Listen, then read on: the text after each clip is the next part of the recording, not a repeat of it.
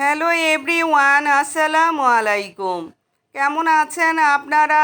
ইফাত কিচেনে আপনাদের সবাইকে স্বাগতম। পবিত্র ঈদ উল আজহার আর অল্প কিছুদিন বাকি।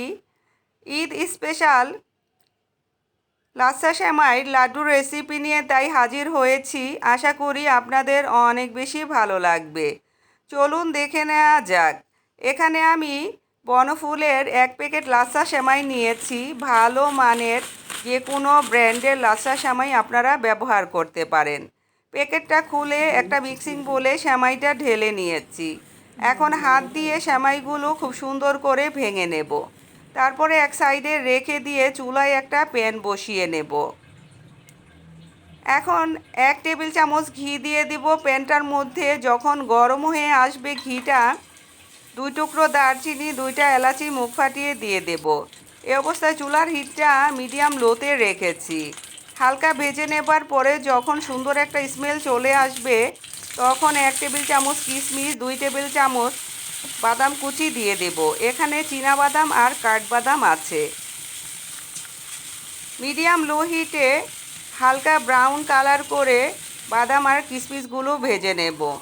যখন কিশমিশগুলো ফুলে উঠবে তখন বুঝতে হবে আপনার ভাজাটা হয়ে গেছে।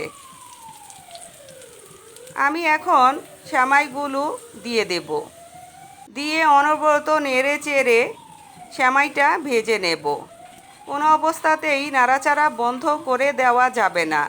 যদি বন্ধ করে দেন তাহলে কিন্তু প্যানের গায়ে লেগে যাবে সেমাইটা, আর সেমাইটা পুড়ে যাবে।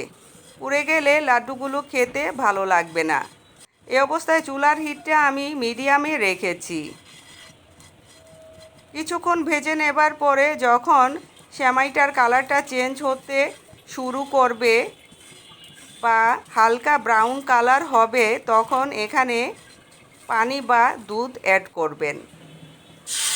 আমি এখানে 1 কাপ পানি ব্যবহার করেছি, আধা কাপ কনডেন্স মিল্ক, সামান্য একটু লবণ দিয়েছি টেস্টের ব্যালেন্সের জন্য।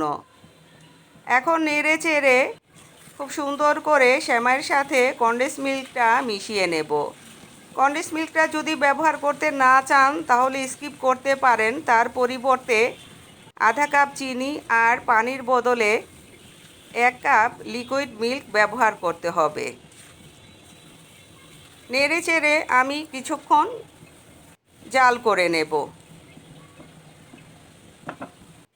তারপরে এখানে আমি 1/3 কাপ কোরানো নারিকেল আর 2 টেবিল চামচ টুটি ফুটি দিয়ে দেব। এই লাড্ডুটার মধ্যে আপনারা যে কোনো ড্রাই ফ্রুট দেন না কেন অনেক বেশি ভালো লাগবে।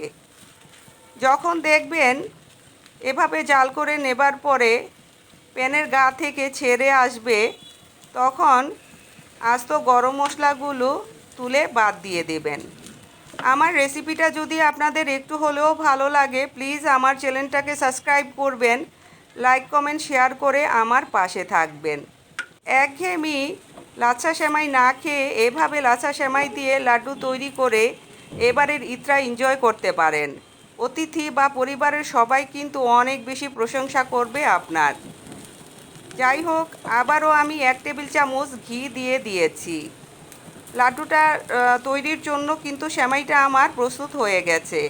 এখন গ্যাসের চুলাটা আমি অফ করে দেব।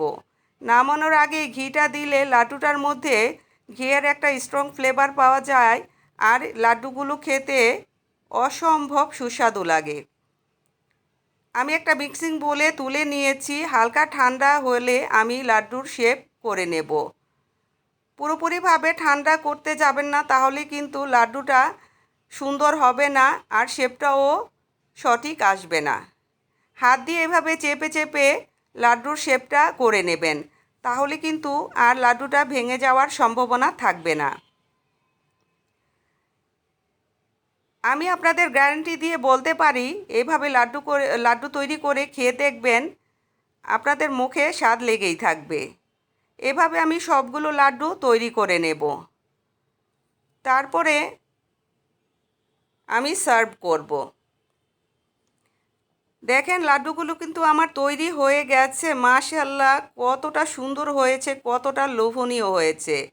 যাই হোক বন্ধুরা, ভালো থাকবেন, সুস্থ থাকবেন, আমার জন্য দোয়া করবেন। দেখা হবে ইনশাল্লাহ নতুন কোনো রেসিপিতে। আল্লাহ হাফেজ।